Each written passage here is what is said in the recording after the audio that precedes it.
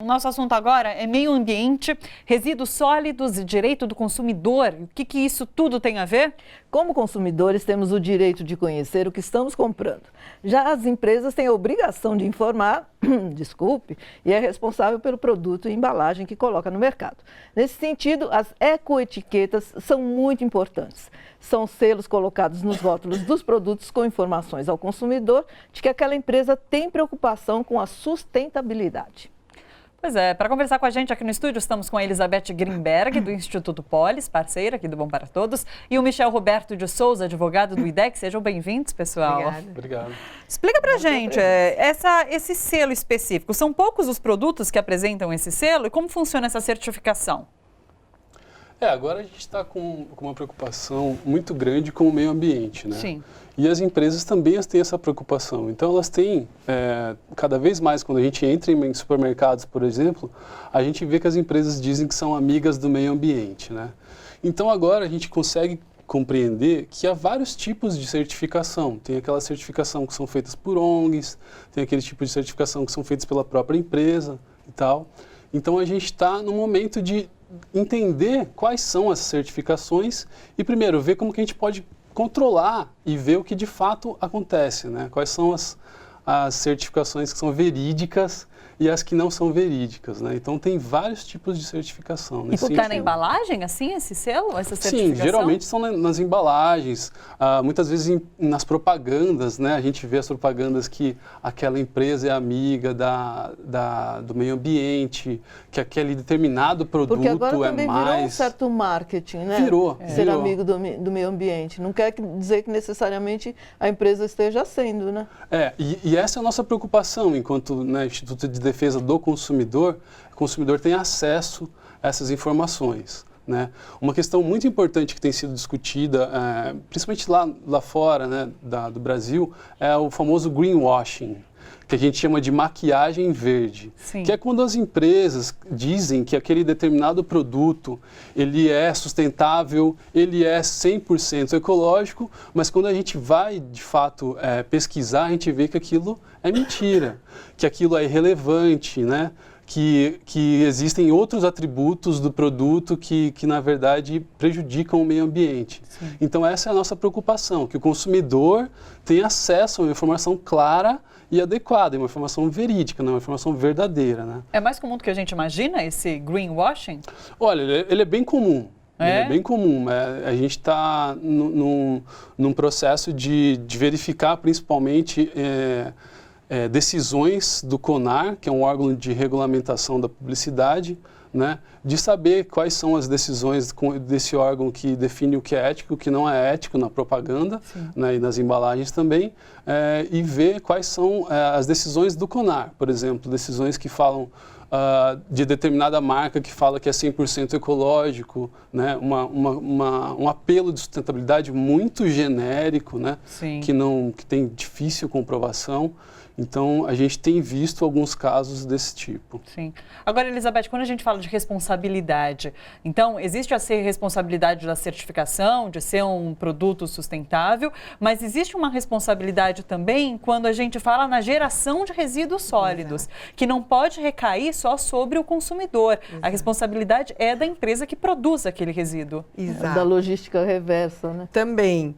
Então, eu queria aproveitar, iniciando da Thalita, depois a gente pode ir para a logística reversa, porque nós defendemos que é um direito do cidadão e do consumidor que se tenha acesso pleno a informações do tipo, como o Michel muito bem estava dizendo, quer dizer, qual é o impacto desse produto ou dessa embalagem toda a cadeia produtiva, de tal maneira que a sociedade possa, inclusive, pressionar as empresas para mudanças no padrão de produtos e de embalagens. Então, vamos lá. Embalagens que são misturadas, que se misturam papel e plástico, elas não são recicláveis. Então, não é o caso de isso não ser produzidos, produtos tóxicos serem substituídos, produtos, outro tipo de coisa, por exemplo, embalagens de um único uso, de uso único, né? e que tem uma propaganda de que as latas de alumínio, Brasil, um dos países que mais recicla. Quer dizer, essas latas deveriam ser produzidas, o consumidor, o cidadão sabe que isso vem de um minério que se esgota na extração, que é uso intensivo de energia, que é um recurso natural que é passível, né, de se esgotar, de que usa energia, que usa água, enfim, toda a cadeia, todo o impacto dos recursos naturais de uso de energia e água. E depois também não fantasiar, né, também nesse sentido de dar acesso digamos, a um conteúdo real de que reciclar resolve tudo, né? Não resolve porque também se gera resíduo, também se consomem recursos naturais, né, que tem que se adicionar a bauxita, no caso do alumínio, silícia, no caso do vidro, etc. O próprio papel, né, tem que ter a fibra da árvore, etc. Então, quer dizer, tem que se cortar, quer dizer, ou seja, o planejamento da empresa, que a gente chama de, no momento do design, do desenho do produto, tem que se pensar em todo esse impacto.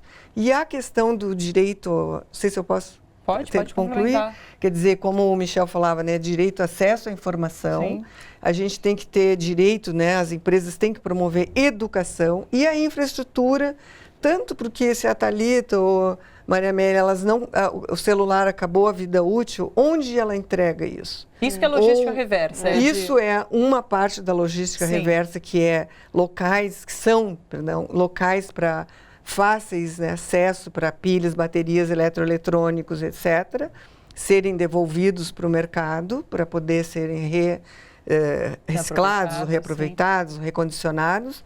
E o outro é justamente todos os produtos, melhor, as embalagens, os resíduos e embalagens, que seria necessário, como, né, se sabe, pela Política Nacional de Resíduos, que se tivesse a infraestrutura de coleta sistemática de 30% de tudo que se gera diariamente nas nossas casas, saísse para voltar, né, reverter para dentro do ciclo produtivo. Também as empresas são responsáveis e não estão cumprindo com esse, que é um direito nosso de termos essa infraestrutura. Por exemplo, quando a gente compra uma máquina de lavar, por exemplo, que ela vem com uma embalagem enorme, de plástico, de madeira, aquela estrutura de madeira toda, o papel que embrulha, o papelão, o isopor, tudo isso.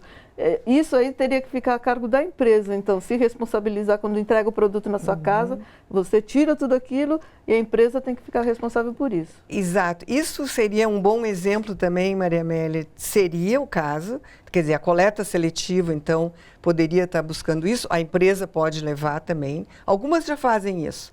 Alguns produtos, a gente tem exemplos, né, nas nossas casas que já levam de volta. Mas, na verdade, um bom exemplo de São Francisco, por exemplo, na Califórnia, toda a linha de computadores, né, quer dizer, todos os produtos de informática, melhor dizendo, eles exigiram que fosse entregue sem esse suporte interno na caixa de papelão, que supostamente protege e segura o produto para ele não balançar quando está sendo transportado, de eles terem um outro sistema, por exemplo, ou seja, não chegar isso na prefeitura, nas compras públicas, né? Mudança de padrão de compras públicas imposto pela prefeitura para as empresas que eles consomem, Apple, seja quem for. Então, eles reformataram internamente o papelão de maneira que ele mesmo forma, digamos, né, saliências que protegem e não deixam o produto. É simples. Sim. Então, tem todo um trabalho a ser feito pelas empresas de redução, de substituição, né, de produtos ou de materiais, e um outro item para concluir, que é a durabilidade, né? Sim. Talvez também o Michel possa falar um pouco sobre isso. Quer dizer, a gente ter garantias como consumidores do nosso produto, ter qualidade e durabilidade, Claro. que isso é bom para nós e é bom para o meio ambiente. Aliás, poderia falar então dessa tal da obsolescência programada, né? Eu acho que muita gente já tem sofrido, né, com essa questão da obsolescência programada, apesar desse nome, né, muito complexo, é uma questão muito simples que a gente vê no dia a dia, que é que os produtos em algumas vezes são programados para durarem menos, digamos assim. Então, acho que o exemplo clássico é o do celular, né? A bateria do celular que acaba, sei lá, com 6 meses de uso do celular, você já vê que a bateria já não aguenta tanto. Então, tem todo um estudo, mas também tem decisões judiciais que dizem que, em alguns casos, a própria empresa programa os aparelhos para que durem menos, para que a pessoa consuma mais uma vez, para que ela compre um outro produto, né? E que a pessoa seja obrigada a consumir, né? Então, assim, é uma questão que está em voga, né? Que a gente sente, né? O consumidor sente isso na pele, né? Mas a quem ele recorre quando sente isso? Eu sinto que Então, está durando pouco. Eu recorro ao IDEC? Existe decisão judicial que multa a empresa? Sim. Existem alguns casos em que o consumidor se dirigiu ao PROCON, Sim. se dirigiu ao Ministério Público, ou até mesmo contratou um advogado, ou se dirigiu ao Juizado Especial de Pequenas Causas, né? Para, de fato, né, conversar, tentar primeiro um diálogo com a empresa e depois tentar, né, de fato, se for impossível um diálogo, né, uma conciliação ali, tentar ir para o judiciário, tentar as vias administrativas, né? Sim. Acho que a ideia é essa, que o consumidor também tenha noção, desde quando ele compra o produto, de qual seria a durabilidade desse produto, quanto tempo que aquele produto tem de vida útil. Sim. E a partir disso ele consegue buscar os seus direitos. Né? Claro. Buscar o PROCON, ir no juizado especial, né? Procurar um advogado, se for o caso. Que a gente acho não que essa que é a pergunta, ideia. né? Eu vou comprar um celular, oi, quanto tempo que Mas dura? sabe o que eu acho extremamente antiético com relação ao celular? Você compra o celular, você tem as coisas que te interessam, que pode não ser uma quantidade muito grande, mas você começa a usar, começa a entrar programas e mais programas. Programa de saúde, programa de não sei o quê, joguinhos que não sei o quê, que você não quer e você não pode apagar. Então, o seu celular vai ficando ali abarrotado de coisas. Sim. O que você tem que fazer? Jogar fora o que te interessa. Sim. E isso também faz com que ele dure menos, porque você fala, não tem mais espaço, vou jogar fora, né, comprar outro. E com isso, isso é completamente antiético, eu acho. Acho que falta de liberdade de escolha, né? Até do próprio consumidor, de como utilizar o produto, né?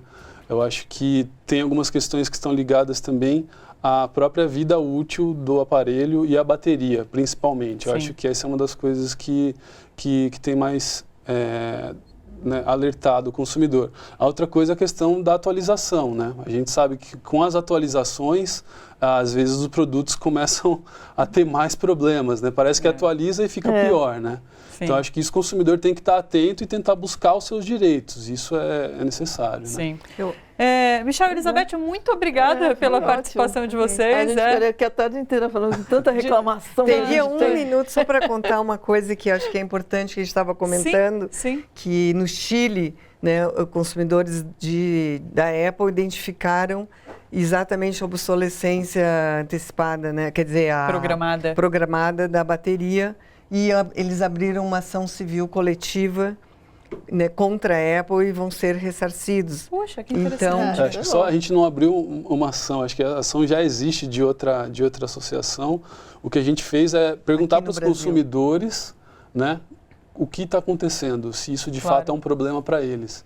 E assim, a gente recebeu centenas de relatos e denúncias dizendo que as pessoas dizem, olha, depois de tal atualização do iPhone, né, no caso, de fato o aparelho começou a durar menos. Claro. Então, assim, essa é uma questão que precisa ser levantada pelo consumidor e o consumidor precisa ficar atento. Sim, né? E procurar seus direitos, né? Porque o que acaba não acontecendo. Só tem mais pra uma finalizar. Eu teria ainda mais Não, a gente vinha conversando, inclusive, quer dizer, assim como as empresas fazem propaganda, os produtos, compre, que é bom, é isso, e aquilo, quer dizer, também via Facebook, Instagram, Twitter, e poderia todas essas informações, né, sobre durabilidade, composição, como é que é feita aquela embalagem, o produto, etc., serem facilmente disponíveis para o cidadão consumidor. Com certeza, vamos começar a cobrar, inclusive. Muito obrigada, pessoal, pela participação. Obrigado. Gente, bora fortalecer a TVT? É só clicar em inscrever-se e depois clicar no sininho. Pronto! Assim que pintar notícia nova, você fica sabendo no ato.